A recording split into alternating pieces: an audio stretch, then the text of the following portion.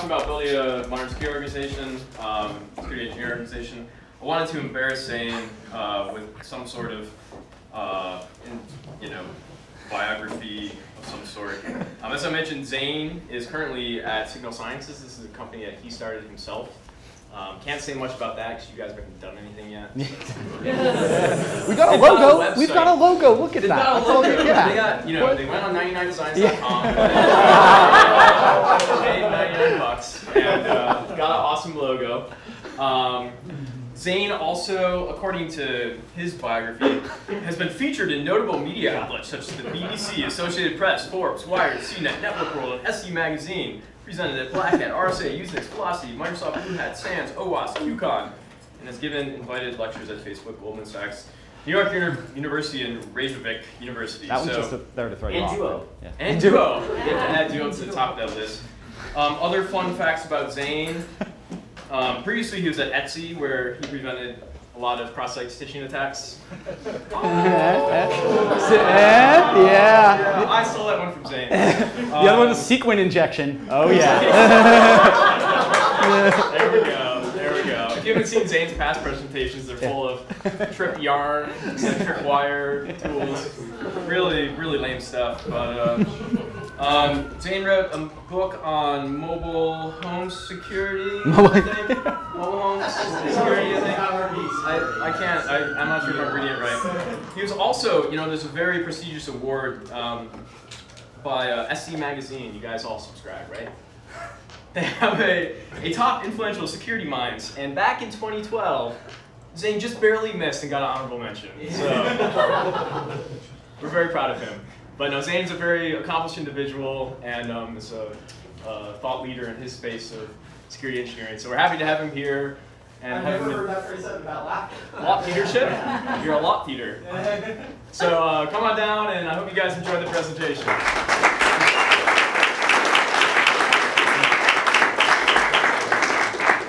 I think the #1 takeaway from all of this is never let Jono introduce you. You do not want to be embarrassed.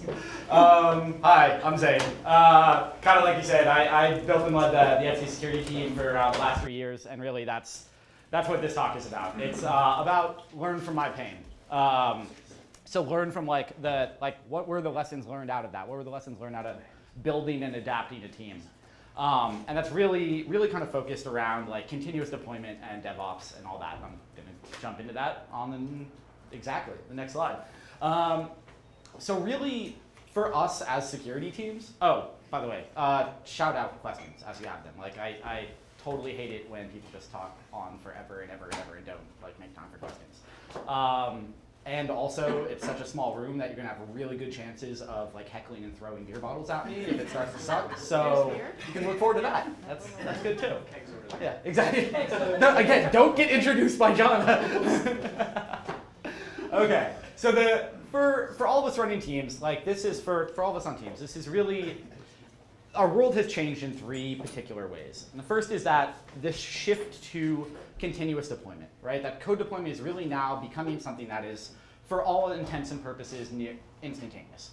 The other is kind of the merging of development and operations, which very nicely says, means more people with production access really means we just flip the YOLO bit and everybody has SSH access to production. The YOLO bit is the new RFC for the the evil bit, I'm thinking. And then the fact that the cost of attack has so significantly dropped. That mounting offensive operations is incredibly cheap, and as defenders is far too cheap for us.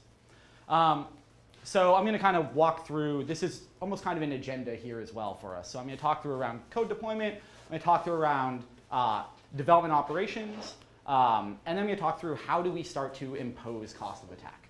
So that's really the whole outline of the talk. So what do I mean when I say near instantaneous deployment? Well, I've got a highly technical diagram here of what. So in the olden times, when AOL disks showed up, you would shovel the bits onto the code wagon, and then it would go off towards production, and it would arrive there. If it forded the river correctly and none of the oxen died of cholera, it would make it down the Oregon Trail in about 18 months. This has now changed, right? This has now changed to what is this actually going to? I'm going to use Etsy as kind of a case study here, but really replace Etsy with kind of modern organizations and where we're all moving towards.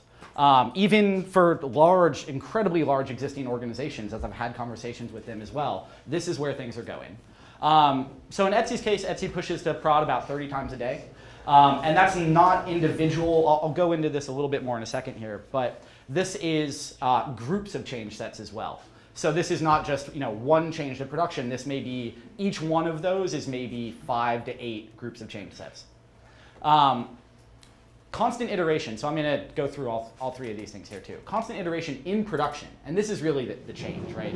The moving from how do we test things out in QA for a long time and do all of our kind of testing and development decisions there, and then moving on to production. And really what goes to production is essentially, in a sense, really static until our next release. We're starting to see how we actually experiment in production all the time. So one of the things that makes this possible is something called feature flags. So, and different companies call these different things, but essentially what a feature flag is you've got a block of code that may make up part of a feature or an entire feature, and you wrap that block of code in what's called a feature flag.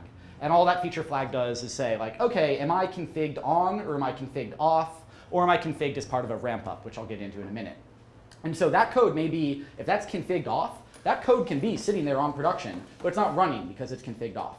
And so that's what allows you to push like tremendous amounts of code to production, because you can push a block of code out there, it's feature flagged off, and now you can just be committing code to production that's inside of that flag, it's part of that feature, and it's not actually running in production.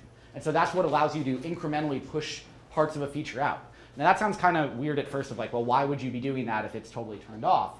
And that's really where ramp-ups come in. So you can start to ramp up your code in production and say, like, okay, well, this bit of code that's inside a feature flag maybe is now on for all of my employees, right? It's on for internal people. And so internal people can go and they can look at that, and they see the feature on the site, they can start to interact with it, and they can file bugs when something's not working and things like that.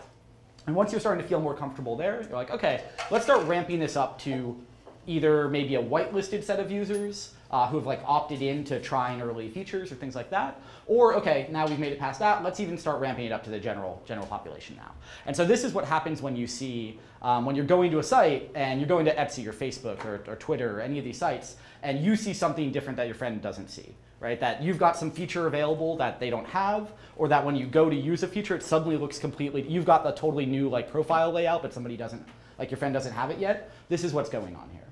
And then the other thing that this kind of leads into then is A/B testing. So you put maybe multiple different types of that page out there and see which ones your users interact with better.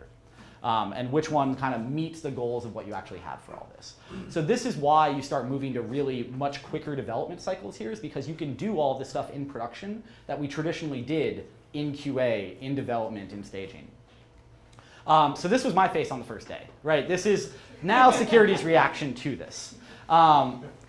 So it's this, you combine this with a lot of whiskey, and then you get security in day one of a 30 pushes a day sort of cycle here.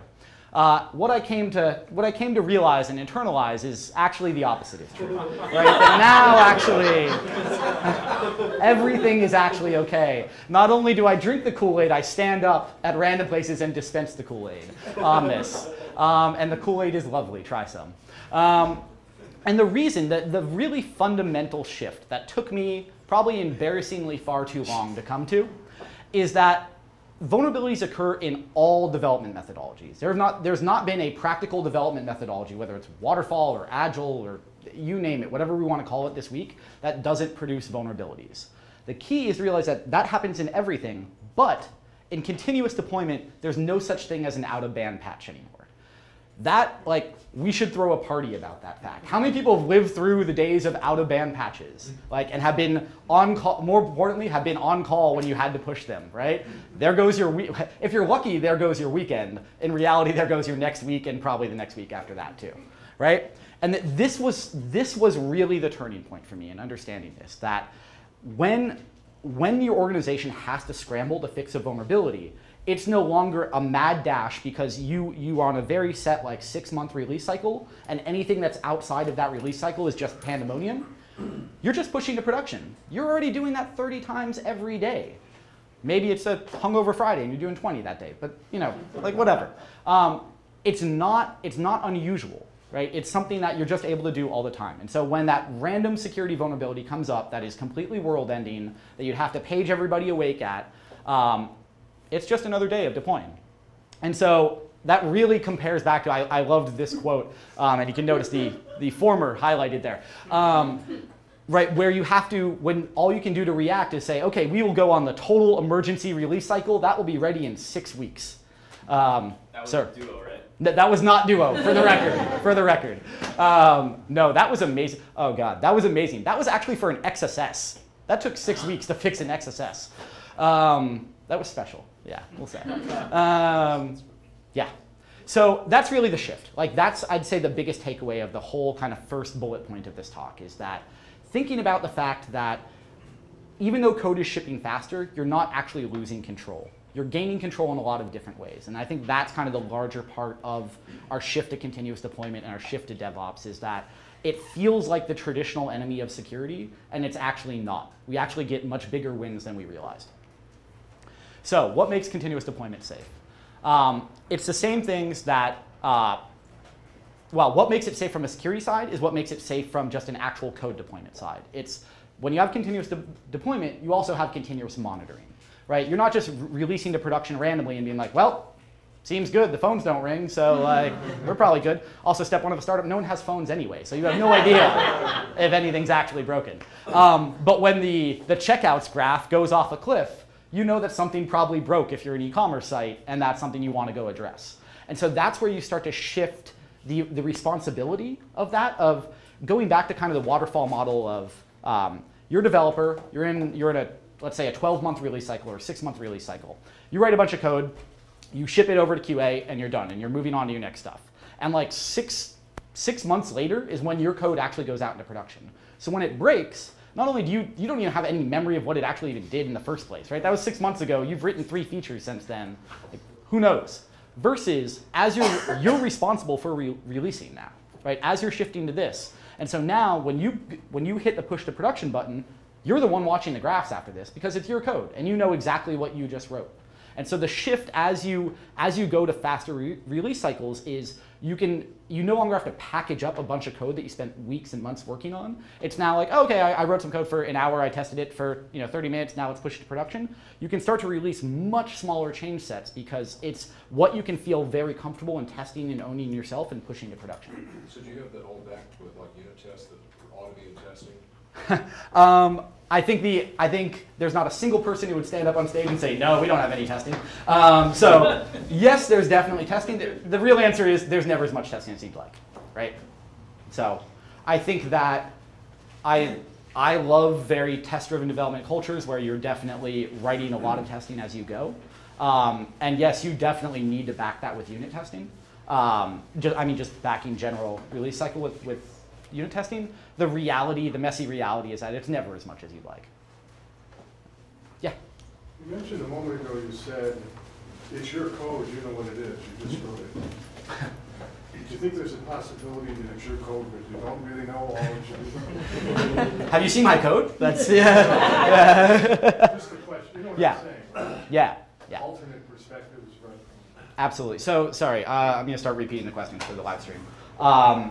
So the question was, I mentioned that it's your code that's going to production, you should know it well, and so you kind of know when things break. And the question is kind of, do you feel that that's actually the reality? At all times. At all times. Yeah, I think that's totally the key, right? I think the majority of the time, yeah. I think the way you try to mitigate that out is not just with writing tests for it, but also doing peer code review, right? Getting more eyes on the code and having to kind of explain to people what's going on there. I think in reality, there's always going to be cases where that's missed. You thought that you're interacting with this API in this way, and it's actually returning something totally different, something like that. I think the goal is to strive towards something where you generally feel like you know what is going on there. So you wouldn't use this approach for something called up to a communication satellite or anything like that? So the follow-up question was, wouldn't it use this approach for going up to a communication satellite or something like that? I think there are definitely that's a really good question.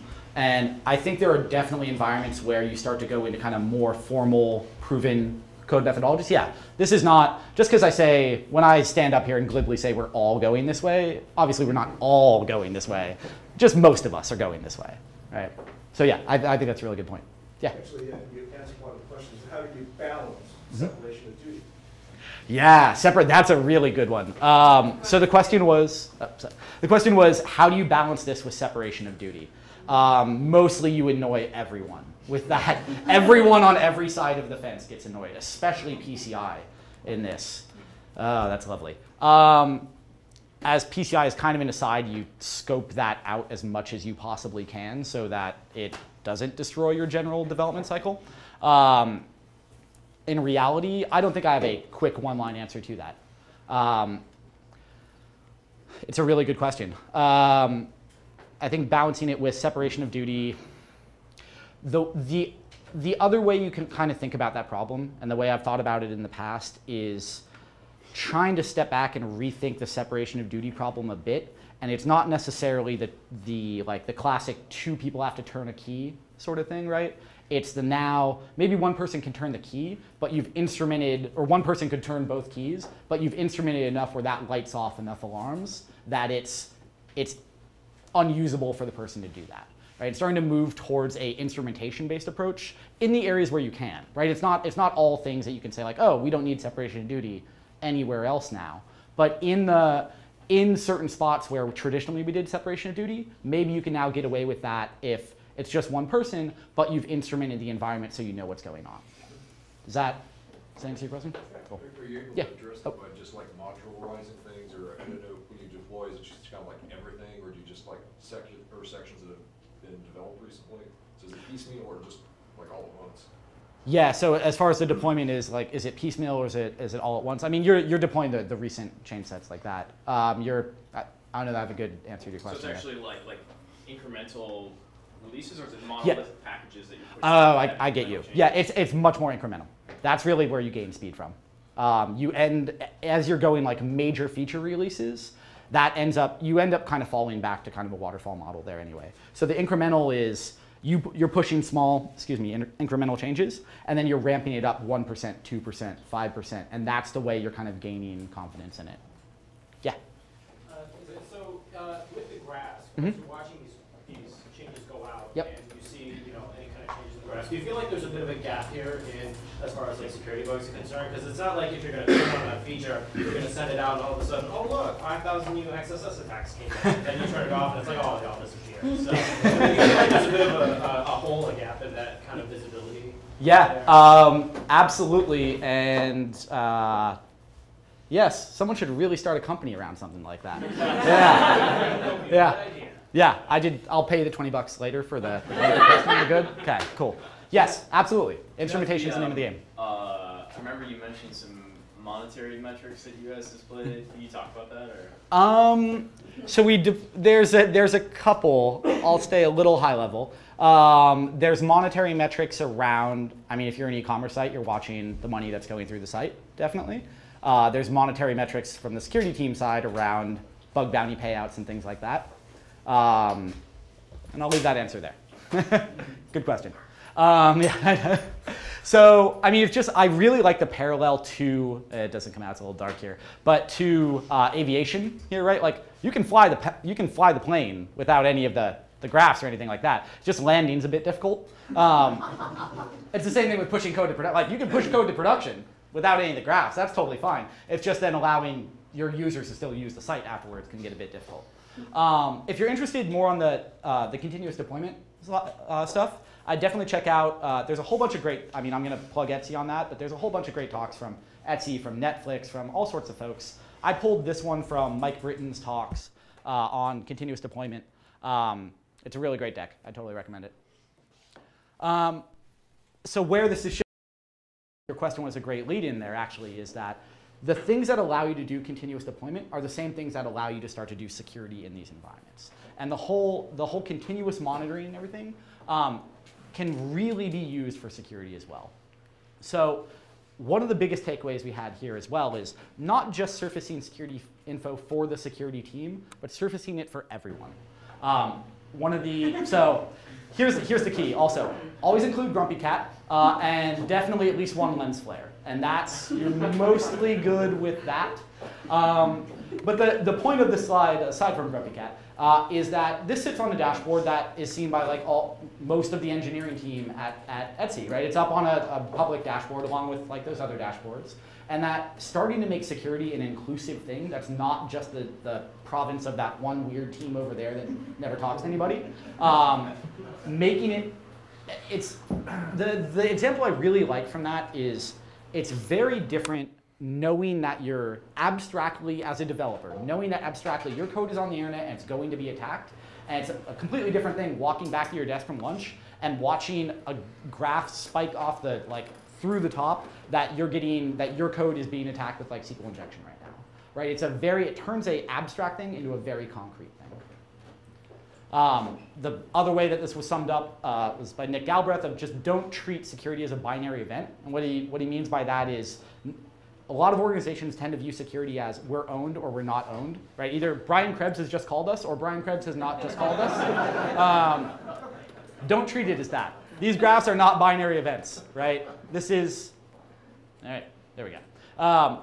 These are not binary events. This is what really reiterates that in everyone's mind, and that's kind of the important point, is that it's in everyone's mind, that it's another day on the internet. You're getting attacked all the time. Here's kind of the graphs to prove it. And look, today, we're being attacked an order of magnitude more than we've ever seen. So that's kind of the takeaway of that first section. Shout outs for K-Rad culture there. And that mullet is so sweet. I love it. Okay, so this is kind of moving into the second section of the talk around DevOps and around the merging of development and operations. So the ways in which continuous deployment and DevOps really function are organizationally, they function by removing blockers. That's how you gain speed, right? In moving to being able to release in 20 minutes and doing it 30 times a day, you're doing that by removing the 6-month QA cycle and the 4-month on staging cycle. Trying to make security a blocker means you get routed around in that cycle. Like it used to work very well. We thought it worked very well in Waterfall, where it was, okay, here's the development cycle, here's the QA cycle, and we plug in our security cycle there for like 3 weeks. Then we have a staging and all that, right? It plugged very neatly into the way we did development. That doesn't apply anymore. Because you can't say that, oh, security, it's got to go through the security sign-off, and their backlog is 2 months right now, and you don't get to ship to production until then. Everyone's like, cool, I still have the production button. So, yep, it's actually in production now. Who knew? This is one of the biggest cultural takeaways here as well, is we need to shift the way we've been thinking about our interaction with other teams to no longer be gatekeepers or sign-off or blocking, to now how do we incentivize, and this is the next thing, how do we incentivize teams to now come to us? And this is the complete opposite of the way we've been doing business for a decade plus. I'm going to throw a couple just keys to this that we found. Some of these should seem glaringly obvious, and yet I assure you there's a reason they're up there. So the first one, and this is very consciously the first one, is that not being the jerk, right? Not being the, when a development group comes to you and says, hey, we're shipping this feature, and your first reaction is like, what, you guys are idiots. This is, no. That's fine. You can share that with your teams over drinks later. That's totally fine. But when someone comes to you with that, you say, cool, let's figure out how to do this safely, right? That means the next time you not only get them coming back to you, now their peer groups come back to you. And I kind of stole a point later there. But it's really the moment you're a jerk to any individual developer, development group, anything like that, saying like, wow, this is dumb, this is the stupidest vulnerability I've ever seen, any of that, you not only lose them, you lose all of their peers. And you don't even know that you lost all your peers, or all their peers. That's the really dangerous part. Making realistic trade-offs. This is kind of hand in glove with this. As an industry, I feel like we've really felt the need that every individual vulnerability is just world-ending, and that everything always is a problem, and that code can't ship with vulnerabilities. One of my good friends, Alex Stamos, has one of my favorite quotes on this of all time. It's the way he defines part of this is as security nihilism. That if nothing is perfect, then why bother, right? There's no, that's got a completely low risk issue that doesn't matter over here and can't actually even be exploited. Nothing ships, right? Being able to make realistic trade-offs with teams, I think, is one of the biggest cultural changes we need to make there.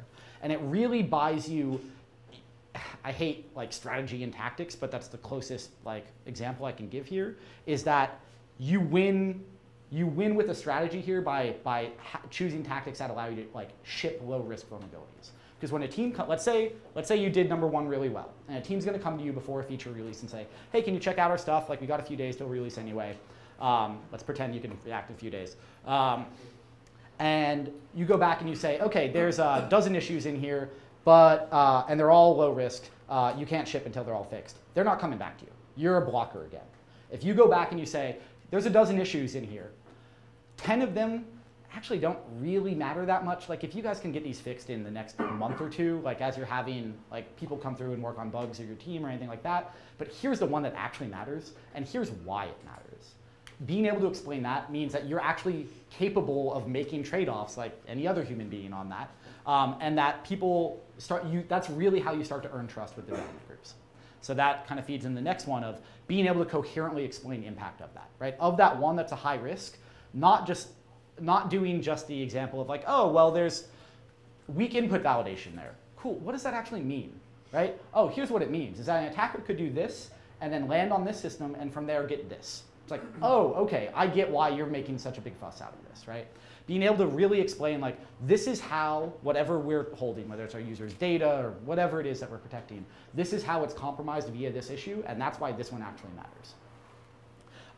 Rewarding good behavior. Amazingly, all of this totally works, whether it's t-shirts. So we made a bunch of t-shirts for the security team, and then we gave them out to like engineers that either found bugs and reported them to us or came up to us and were like, hey, I think something's sketchy about this block of code. And half the time it was their block of code, which is what was really awesome. Gift cards, high fives, all of that works. Beer, right? Whatever your bribery du jour works, go with it. This is probably the most controversial one in here. And this is one that I feel like we could debate for quite a long time.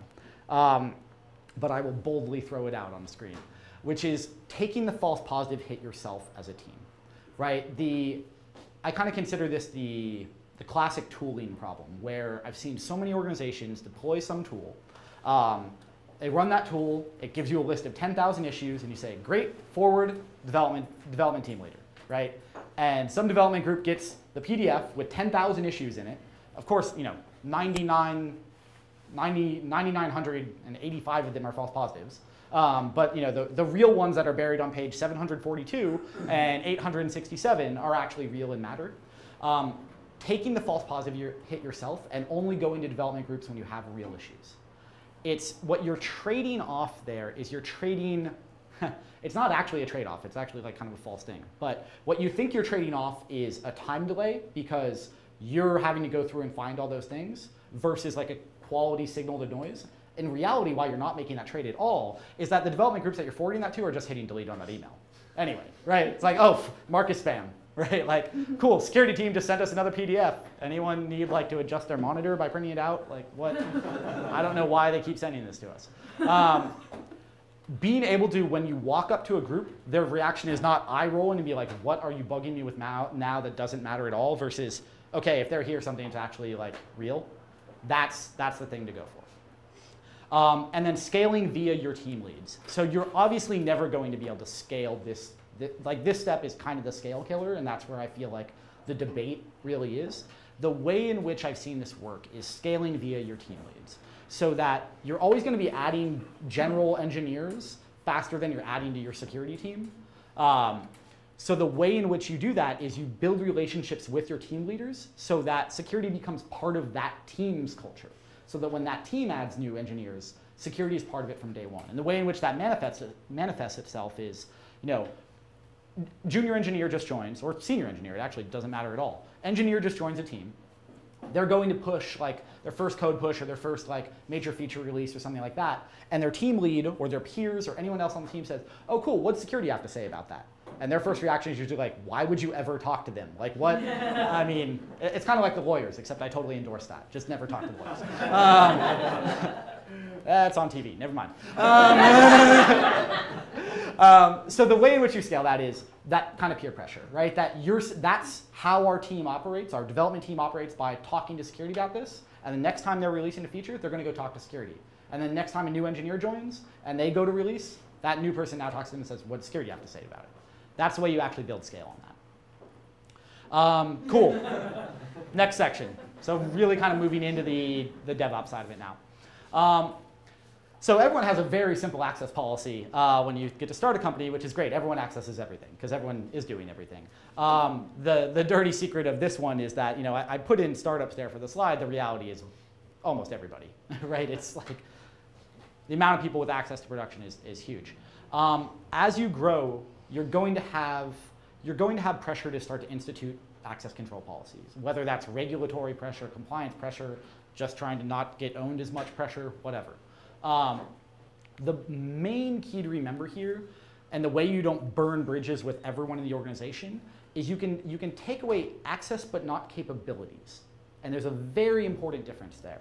Because if people are doing something, they're probably doing it to get their job done. They're not just like, hey, I wanted to sudo on production because why not? It's because I needed to go do something to do that. I need to get my job done, I need to do that.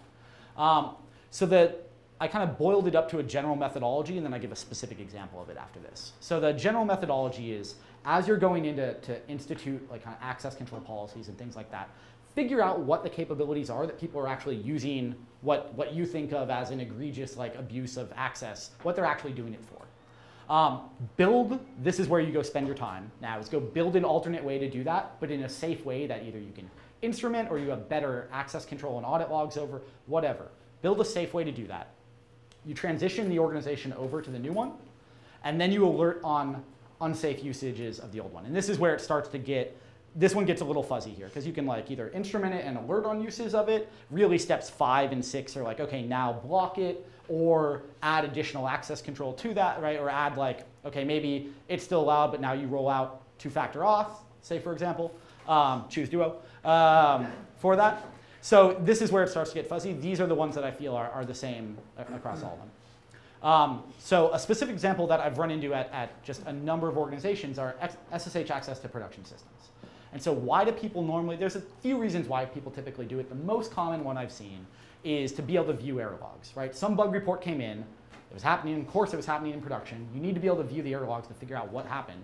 And so you go, the only way to really get that is to go SSH into, web 37 and figure out what happened that time. So the alternate approach to that is central logging, whether you're sending that back to Elasticsearch or Splunk or whatever you want to do.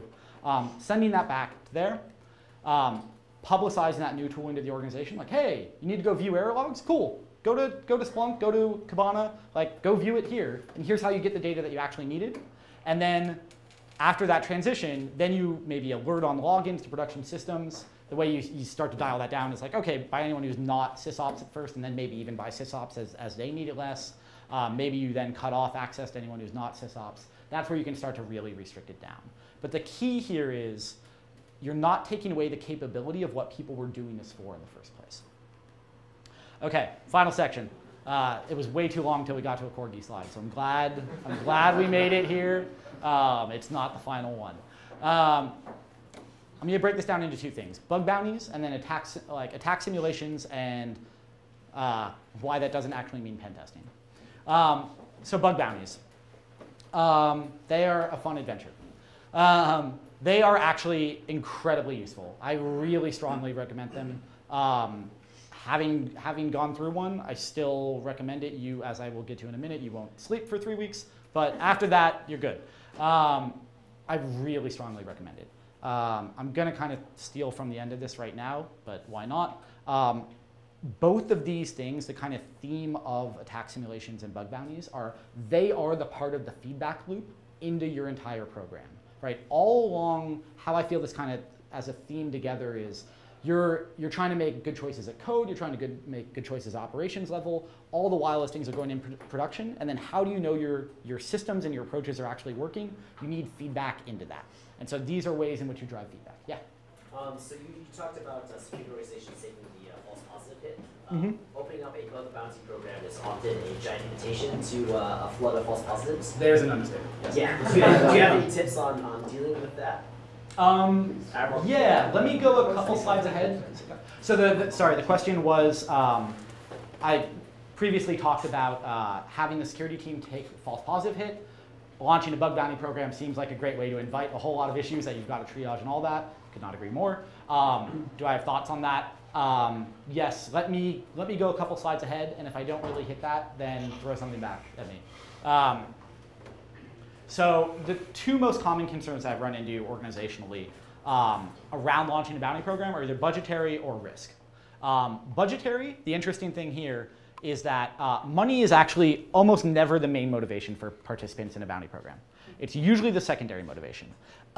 You can actually just launch a bounty with a Hall of Fame and still get, I could invent a number like 98%, but the reality is like the majority of the issues that you would get otherwise. And the way in which I can say that confidently, or at least partially confidently, is that as you're dealing with researchers on that, their number one overriding concern is getting their name on the page, for the most part. Like T-shirts are total. Oh, T-shirts totally.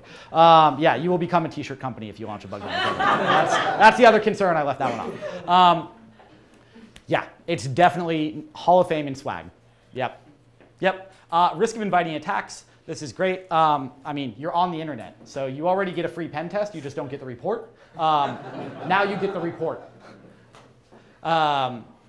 So we can, the goals of the bounty program are you're incentivizing people to reach out to you in the first place, right? One of the biggest wins you can get out of the bounty program is the fact that when someone has some world-ending bug in your service, that you find out about it via an inbound email and not via payspin, right? And that's the overwhelming desire of what you're doing out of this. The secondary concerns, which are also secondary, like kind of lowers it, but that are very important as well here, are driving up the cost of vulnerability discovery and exploitation. Cost of vulnerability discovery, I think, is pretty straightforward why that is, right? As more people are finding bugs, in theory, you're reducing the bug count. It becomes harder for people to find bugs. The reason why I put exploitation in there as well is as people are finding bugs, your security team is going through this process. And hopefully you're refining your processes, refining your instrumentation capabilities, and you're starting to detect when people are finding bugs in the first place. And so as you're, just like with continuous deployment, as you're able to react faster and faster, that drives up cost for your attackers. And then finally, really providing that whole feedback loop, right? This is true external validation of where your stuff is working and where it's not, right? You might have very great metric graphs of, look, we reduced this count and we increased this thing. The internet disagrees with your pretty metrics, right? The internet will show you where your metrics actually are. A couple key things on a bounty. Before you launch, record what you expect to see and what you don't. Like, this is going to be a very fun science project for certain definitions of fun. Record what you expect to see, right? We expect to see a ton of DOM XSS. We expect to see a little reflected. We expect to see minimal to no SQL injection and no command execution, right? Compare this against what actually happens. Oh, turns out a bunch of command execution happened and a bunch of DOM XSS, but not really any reflected XSS, right? You can start to see that really kind of drives your feedback into your program, because then you start to say, okay, this is like issue X is much more of a systemic issue than we actually thought. We need to go focus on that. Versus something that was actually like less of an issue than we thought. We're still going to focus on that, but we can actually divert some of our resources there to the thing that was actually the bigger issue that we didn't know about. You want to keep metrics on the number of bugs reported and their severities, and then the time it took you to fix those. And the ultimate graph that you're going for is for these to trend down over time. You want it to be less bugs, you want them to be less severe, and you want it to be faster and faster for you to be able to react. Key. And this kind of goes back to your point now. Inform all teams before a bug bounty launch, especially if you have a customer support team. I highly recommend that one. So to your earlier question of having a security team triage issues and things like that, in reality, what you try to do is the stuff that's going to come flooding in is going to be almost certainly beyond the capabilities of your team. And so what you do is you go grab as many other folks as you can. You don't just like launch a bug bounty one day. You go talk with the general engineering organization and the rest of the organization. And you say, hey, I'm going to need some engineers from other teams. I'm going to need either people over there sitting with us during the launch time, or like you probably want that, but then you also want point people at pretty much every major engineering team as well, right? And not beyond engineering teams, actually. Point people at other teams as well. So that you have, when some issue comes up in some section of the code base, you already know who you're talking to and you're not running around. And then on the other teams, on the non-engineering teams, if something comes in and affects that team, which will happen, they know who to escalate to, and that person knows to escalate to you.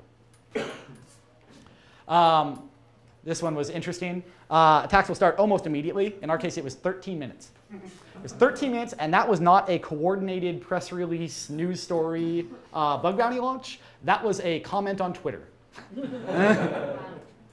We had a blog post too, but we pointed at that, but whatever. No, like 13 minutes from launch to graphs going off the charts. 2 to 3 weeks is what you can expect. Yeah. I'm super curious as to these graphs. Are these reporting actual exploitative attacks or attempts? Yes. Yes. We can follow up later. Okay. Cameras and all that, you know. Question. Yeah. The graphs, do they come from internal monitoring, or do you use any kind of external tools? Again, I did not pay 20 bucks for that. These were from internal tools, and someone may be launching a company around that. Yeah, these are the sort of instrumentation capabilities that we're talking about. So I blacked it out, obviously, but yeah, think like web vulnerability classes and things like that. Think the things you want to be knowing about there. Yeah, 2 to 3 weeks is really where, and what was so fascinating to me about that was how much it dropped off a cliff at 2 weeks. At 3, it was still elevated, and by end of 3, it was down to what became regular.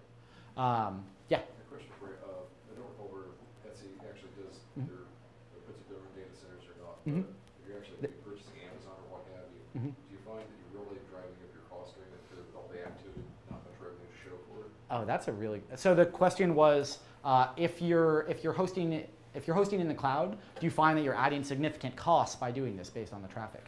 I don't have a good response to you on that. Etsy hosts all their own stuff, so I can't really speak firsthand on that. I like that question, though. Yeah? Just real quick, when we were talking to teams other than production, Yep. engineering teams, as part of that, in your experience, have you had to talk to, like, have a sit down and conversation with your legal team? Because I know, like, it's like with Facebook's bug bounties, Yeah. it's got very rigid restrictions that say there are certain things that you can't do, because if you do them, we are not paying out on them. Right. And so, you know, they're like, they don't want, like, the world coming in and, like, okay, Yeah. let's just this thing and file a bug on it. So the question was, do you talk to the legal team beforehand, and like do you set kind of scope restrictions and things like that, because there are things you don't want people attacking and all that? Oh yeah, you can write anything you want on that page. No one's going to read it at all. At all. In fact, the opposite. People will send you things of like, say you're Etsy. If someone's random website has Etsy anywhere in the URL, they will send you a bug report for it. Yeah, no one actually reads that stuff. Yes, go talk to your legal team beforehand, because there will be real restrictions that you have to deal with of like payouts to what we call like the OFAC countries or countries that are on watch lists for the US or anything like that. There are real restrictions. The nice thing is, like everyone's already written their bug bounty language. You can just go like look at everyone else who's launched a bug bounty, and you'll notice it looks suspiciously similar around a whole lot of them, because people set that policy. Yeah. Just real quick as a follow-up question. Yeah. I don't know if you've seen this. I've only seen it a couple times, but there have been situations in which you have a company that has a bug bounty. The one that comes to mind was Yahoo recently. When the guy found like, hey, I found this. I forget what it was. It might have been like XXT or something, and they were like, thanks, have a T-shirt. And then for the next week, they were like a punching bag for everybody in the media. Right. So that was brutal. Actually, I want to talk about that one. And to be totally transparent, I actually have a like conflict of interest there because my friend Alex is now the CSO there at Yahoo. But that one was a really specific case. So the question to repeat was Yahoo famously got a bug reported to them. It was like something that was considered bad. I forget what the actual issue was. The person got a T-shirt mailed to them, and they felt that they had been totally ripped off by that. And then they became, as you said, like a punching bag in both the media and the bug bounty community there. What actually happened there was that guy, they didn't have a public bounty yet. The dude who sent the T-shirt was their head of AppSec. He bought that T-shirt out of his own pocket and sent it to the guy. So it was actually, the blog headline wasn't actually the reality there, right? Yeah, a T-shirt got sent, but the guy's like, I have nothing to give you, and I still feel bad, and I'm going to go buy a T-shirt at the Yahoo store and ship it to you out of my own pocket. Which actually, once he published that, everyone was like, ooh, our bad. Yeah. No, that's actually really classy and cool of you. So yeah. Yeah. Kind of a burning question. Let's say you do have a bug bounty, for like repeated purchases and Yep. so forth. But someone grabs a whole bunch of credit card numbers, maybe they exfiltrate it back in and encrypt it. What do you do PCI-wise at that point? Right, so the question was, as part of, I want to make sure I got the first part right. As part of the bug bounty. As part of the bug bounty, like if they actually exploit something where they grab cardholder data, think something that's like under compliance or regulatory, right? Something that's under that, if one of your bug bounty people do that, that's where the lawyers come in. That's totally where, that is not part of bug bounty, that is wildly illegal. And you can't just, right, I can't go rob a store and shout bug bounty. That doesn't actually, my lawyers have advised me that does not actually work.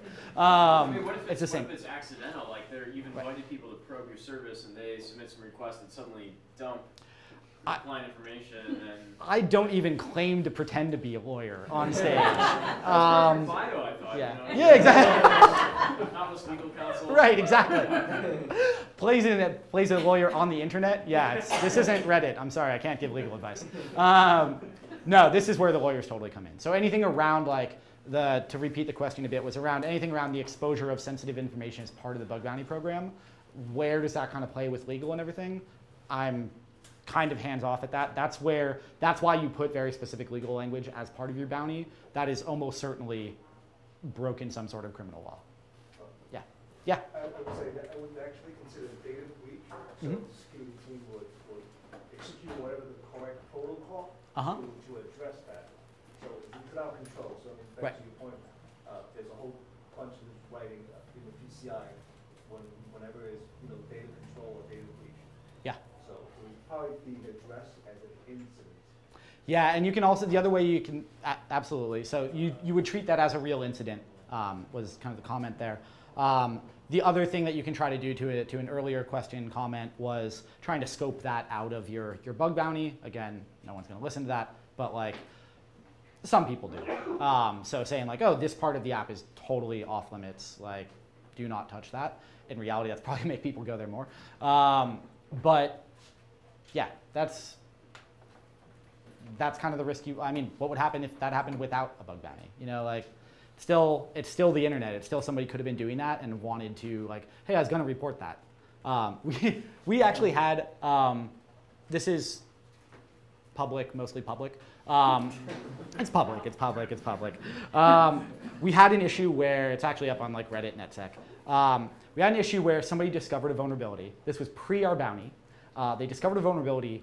We watched them discover that vulnerability. Like we detected them discovering that vulnerability and we fixed it before they reported it.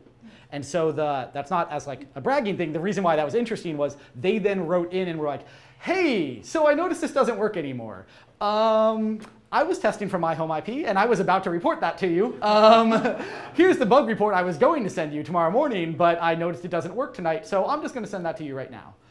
And we actually ended up having a back and forth with them. They turned out to be a really awesome researcher, and we really enjoyed the interaction with them. They were totally awesome about it. But that was definitely one of the things that can happen there of, even as people discover vulnerabilities, they may not write in about it right away. Did you guys use that as part of your security program? Like any vulnerabilities that you found internally, you set like tripwires to trigger on anyone who tried to exploit previously patched vulnerabilities? Or? Yeah, you can. So the question was, do you then like look at previous vulnerability data and try to set either kind of detections around that, things like that? That answer could go on for hours. That's a really good question. I think the answer is yes, no, maybe. It's like a million different things that get really case specific on that. I'll tell you the ones that are scary. I'll just leave this on a ghost story note right here and then move on. We've seen instances where people have discovered vulnerabilities and we watched them do that and then they never reported it and they didn't come back for it. And we knew that they knew. It wasn't just like, oh, some random scanner that like detected something. They found something. Never came back. Yeah. Ooh, it's coming from inside the house. Cool. All right. So practical considerations, wrapping up kind of this section. Then we have one more subsection here.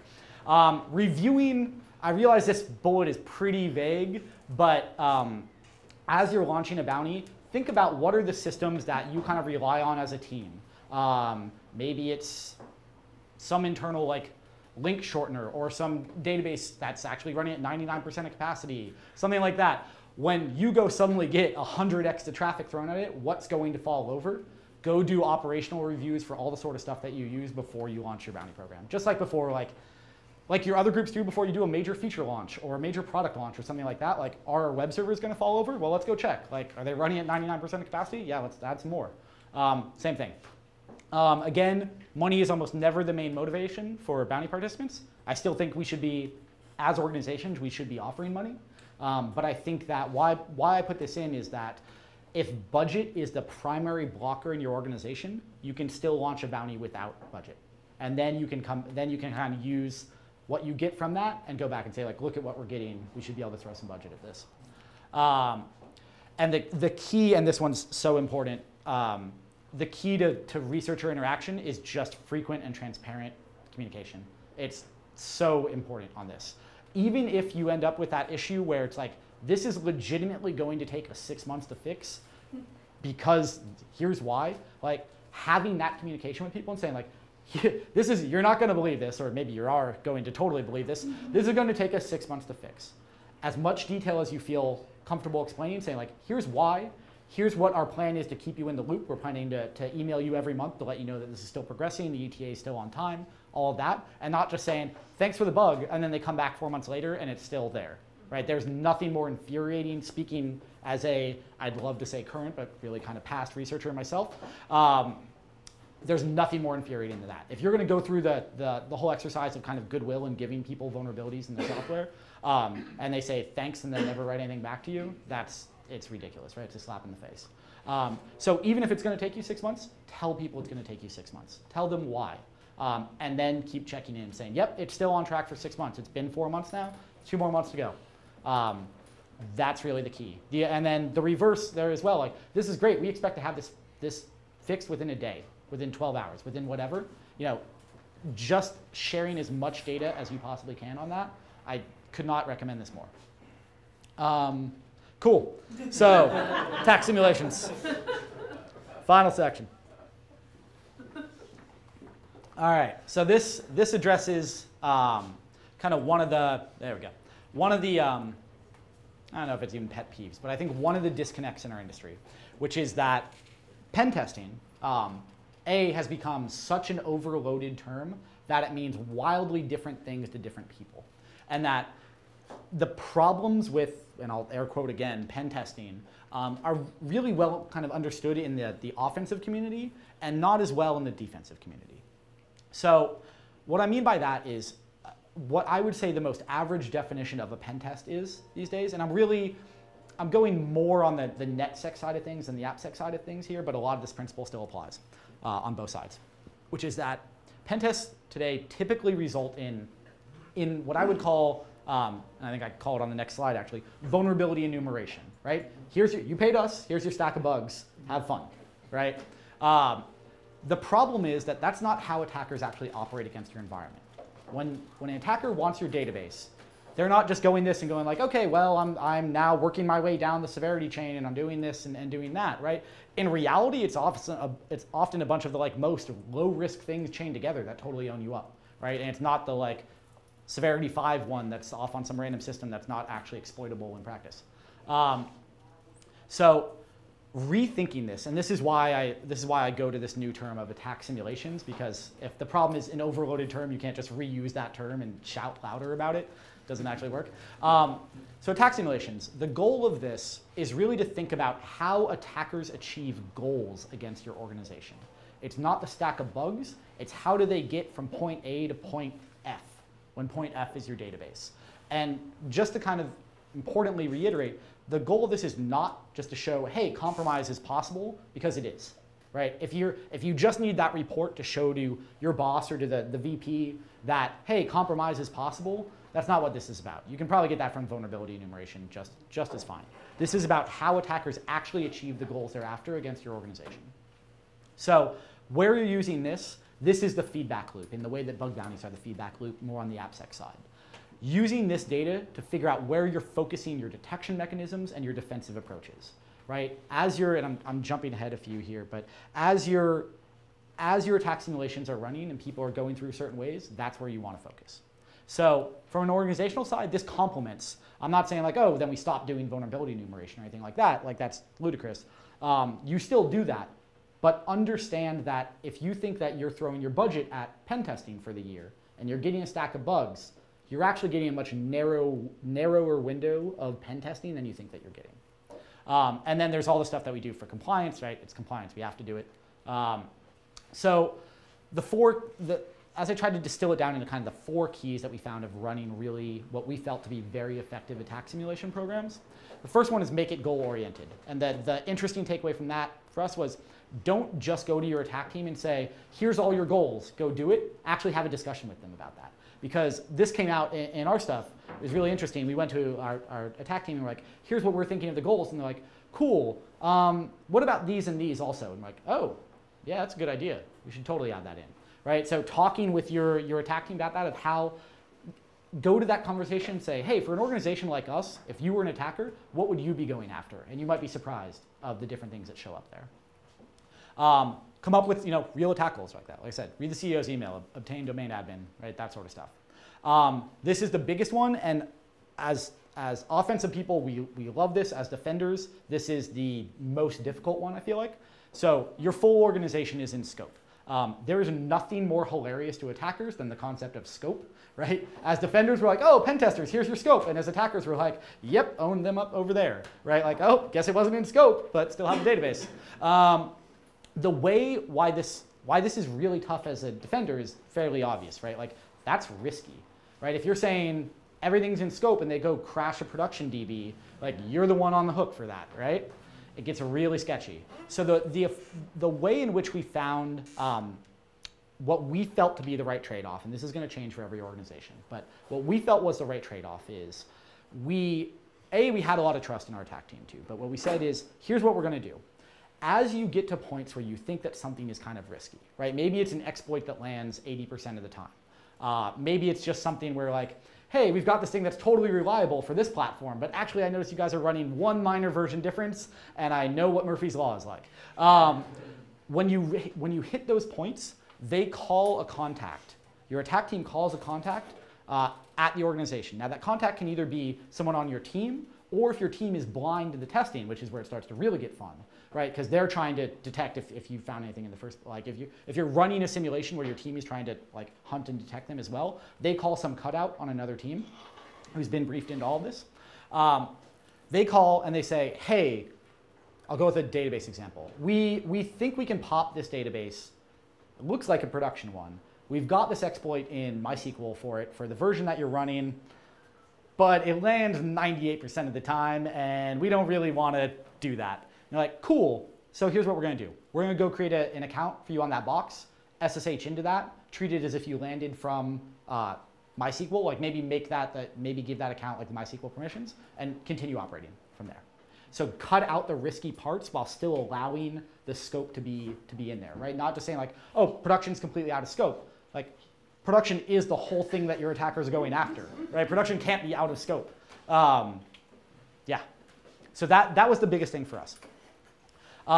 Simulating realistic patterns, and I'll go into this more in a second too. So starting in the right spot. It's not just the, okay, like, you're allowed to run Nessus externally, and then if you get like remote code execution on this range of 5 IPs that's not running anything, then you can move on from there. Right? That's not how we're getting owned up as organizations. We're getting owned up because people are landing on endpoints. Like endpoints, I mean laptops, desktops, that sort of stuff. Or they're coming in from, depending on your environment, databases via SQL injection, front-end web servers via remote code execution, that sort of stuff. So starting your attackers on those similar points, like as realistic as it is. So you want to simulate a laptop or desktop compromise? Build them out a standard build of that and say, here's your one, go. You're there. You can start to get even more tricky kind of later on down the line and say like, okay, we set aside an attack machine for you. It's a standard laptop with an email account that we set up. We'll click any link that you email to that account. And then like, actually what we'll do is we'll have the cutout click any link that goes to that. And we don't know what that box is as a security team. And you start going from there. Same thing with like a database or a web. What you do for that is you don't obviously put them on the actual one. You go like set up another production web server that's not actually taking any real traffic, and they start from there. But you go from there. And then just one comment on 0 days on that. They are not cheating. They are reality. Like if your attack team wants to use them or use it, like you don't get to go like, oh, you used an O-day. We would have gotten away with it if it wasn't for you O-day kids. You don't get to actually use the Scooby-Doo excuse. I'm keeping that. I just came up with that. And then breaking it down into iterations. So this is something that I think is really important, and I think that this is something that is going to kind of change the way we logistically do pen testing. And I say this as a former pen tester myself. So typically how we do them is kind of like the common 2x2, right? 2 consultants, 2 weeks, or however long the engagement goes for, something like that. And you typically do it from like start to finish, and you get the report at the end.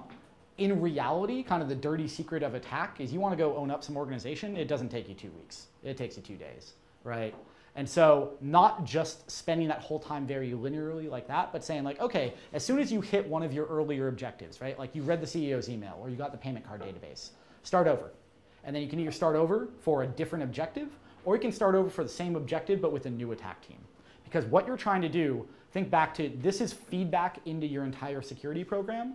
You need to get as much data as you can possibly get, right? 1 data point once a year doesn't give you much data. 5 data points inside an engagement, running 3 times a year starts to give you some real data. So inside a specific example of that, inside a several week simulation, we tried to run 3 to 4 iterations inside there with multiple teams.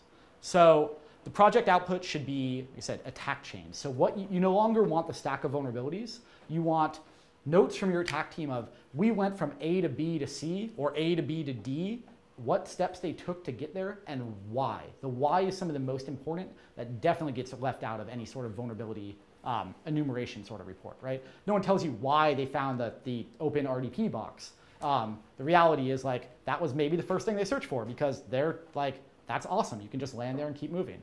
So the why is super important, especially as they're inside your environment, because you start to get into how your attackers think, and you're like, okay, if they were going to go this way, and now I've run 4 simulations, and they all thought that way, this is where I start to go as a defender. Just as importantly, what they didn't do. This one will really get you as a defender. You may throw a great instrumentation and detection party over here, and they actually go over here, and it's super frustrating. Ask them why, right? And maybe it's not, oh, why didn't you jump into the great honeypot I set up over here? It's, why did you go from A to B to D instead of A to B to C? An example is like, oh, well, we expected our attackers to be super noisy at a certain phase of kind of network discovery, but it turns out the first thing they did was own up the wiki, and they just got the network diagram, and they're like, cool, that's where everything is. Let's just go directly to it. Not only simulating realistic goals, but realistic behaviors and patterns. So what I mean by this is, not all attackers are the same. And I don't mean just in skill sets. I mean in terms of what their behaviors and patterns are going to be. Some of your attackers, their goal is complete smash and grab. Fast as they can, loud as they can, grab the database, go. They don't care if you detect them even in the middle of it. They're just trying to get as much data out as fast as they can. Other ones, their entire goal is just to maintain persistence. They're not even going to act on any sort of objectives inside there beyond that for 6 months, years, who knows, right? Their whole goal is just maintain a foothold inside your network. You want to simulate both of those. Like I said, quick and loud, quietly maintaining persistence, and then different skill levels inside those, right? So you may have a quiet maintain persistence, but they're a very low skill attacker and they're exploiting everything, right? Versus others who are totally that, all custom tool sets, everything like that. So different levels there. Final 2 slides here. Your main goal, and I've said this a few times here, but really this is data into what you're doing right, and more importantly, what you're doing wrong. Learning what overlaps. If 5 of your attack simulations go this way, and you don't have anything there, and only 1 goes the direction where you built something, go build something over here, right? This is learning how your attackers actually operate and laterally move inside your environment. Cool. Oh, you got a bonus, Courtney, too soon. We're adapting, and the way we're adapting is by surfacing metrics and instrumentation and detection capabilities, not just to our teams, but across the organization. We're incentivizing discussion with teams because we can no longer actually be blockers to the organization, and don't take away capabilities as you need to reduce access. And then drive up your attacker cost by actually having real feedback into all of your programs. We have bug bounty programs, countering phishing, which I didn't have time to get into, and running realistic attack simulations. And you're awesome. Thank you for coming.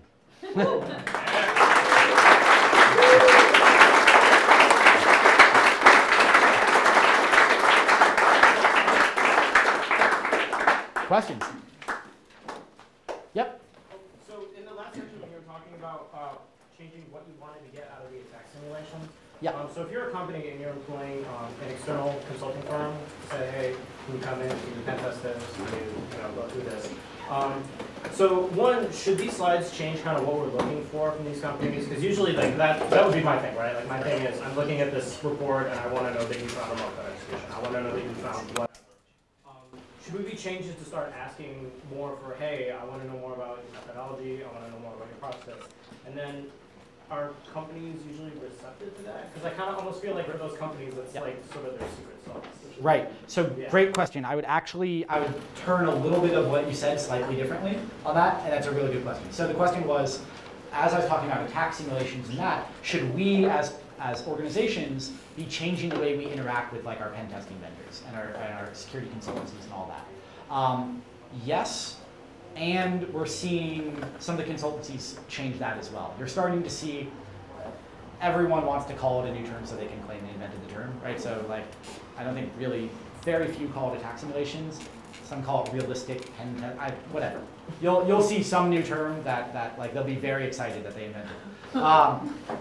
So you'll start to see some service offerings around that. The specific point in your question was trying to dig into testing methodology and all that. I would actually change that approach a bit, and not as, I mean, speaking as 6 years security consulting myself. If somebody asked me that is not what I would take as to what they're after. If someone's digging in on that, I'm like, cool, they're trying to grill me on like, what tooling do I use? What do I do manually? Like all that sort of stuff. I think the way to engage with your vendors on that is very directly in saying, look, we've previously done these sort of assessments. We're still going to continue doing those sort of assessments, but we're also interested in a completely different type. And we're trying to look for like attack simulations or whatever it is. And let's talk about that for a minute. And let's see, like, can you guys do some sort of service delivery around that as well? It's very much leading the conversation on that, saying like, we are looking for these sort of things because it's going to start lighting off in their head then on that. They're like, oh, cool. Like, I can tell you from that background, someone came to me with that, I'd be like, this is awesome. This is the project I want to be on, that I've always wanted to be on. So you'll get very motivated pen testers there on that, which is nice. Or terrible, depending on your situation. Yeah.